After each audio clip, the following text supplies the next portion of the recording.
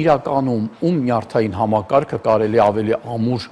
դիմացկուն համարել։ Թույլ տվեք չհամաձայնվեմ ձեր հետ, որովհետև ուժեղ սեռը դա իհարկե կանայք են։ Հա։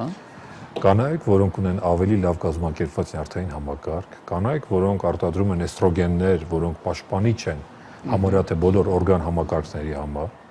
կանայք, որոնք ամիսը մեկ փոխում են իրան կեսը, թարմացնում են կենսաբանաբար ստանում են նոր հորմոններ, մենք դրանից զրկված ենք։ Ավելին ասեմ, տղամարդը որպես կենսաբանական էակ կամաց վերանում է։ Մի հետաքրքիր հետազոտություն կա, այն սերմի քանակը, որ այսօր համարում են եւ որակը բավարար հղիություն ստեղծելու համար 100 տարի առաջ դա կհամարեին չբերի, անպտղաբերի։ Տեսեք, անգամ սերմի քանակն է պակասում, որակն է իջնում, իսկ օլիգոսպերմիա, այսպես կանայք ասենք։ մնում են նույնը, գեղեցկուհի, խելացի, եւ անգամ նայեք մեր աղջիկներին, նայեք փողոցում տղաներին, նայեք աղջիկներին։ Աղջիկները հիմա ձգտում են, կրթվում են, հասնում են, ցավոք սրտի նույնը չեն կարող ասել մեր երիտասարդ տղաների մասին։ Ձեր կարծիքով, Բժիշկ Մանվելյան, դա ամբողջ աշխարհում է նկատվում, թե դուք դա նկատում եք ավելի շատ էս վերջերս մեզ մոտ։ Միգուցե մենք ինչ-որ բան պետք է անենք ձեր հետ։ Լավ չի, եթե տղաները այդքան դառնում են պասիվ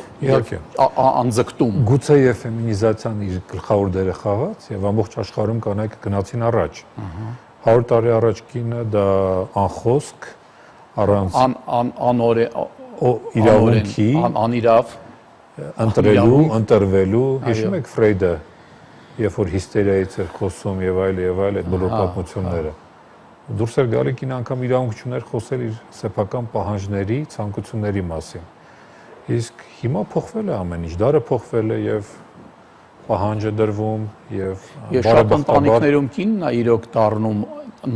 նա ով բերում է տուն նյութական միջոցը, ճիշտ է։ Եվ որոշում կայացնում, այո։ Եվ դա հիմա մեր իրականությունն է։ Տեսեք, անգամ կան երկրներ, երբ որ կինը ծննդաբերում է, բայց դեկրետային արձակուրդ գնում է ամուսինը։ Եվ երեխայի խնամք կատարում է ամուսինը, այդպես էլ կա, այո։ Իհարկե, Աստված մեր ասեմ, մեր մոտ լինի ծնող համար 1, ծնող համար 2, սակայն կանայք ուժեղ սեռն են իրականում։ Եվ կենթանաբանական աշխարհը նայեք, միշտ էլ իքական սեռն է լինում իշխողը, որոշում կայացնողը։ Միգուցե մենք մեր հոգեբանական այդ դիրքավորումը փոխենք, բժիշկ, այսինքն մենք ուզում ենք լինենք ուժեղը, ուզում ենք լինենք որոշում կայացնողը։ Ուժեղն ու առողջը, որպեսզի։ Իսկ եթե մենք համակերպենք դրա հետ, ասենք դե որ եթե կենսաբանական այդպես է, կինը պետքա լինի, դե ուրեմն լսենք ինչ կասեն էլ անենք, մեր գործը կթեթևանա, չէ՞։ Մարդկությունը ախր маտրիարխատի միջով արդեն այդ փորձ ունի, չէ՞ որ անցել է։ Լավ չստացվեց։ Լավ չստացվեց։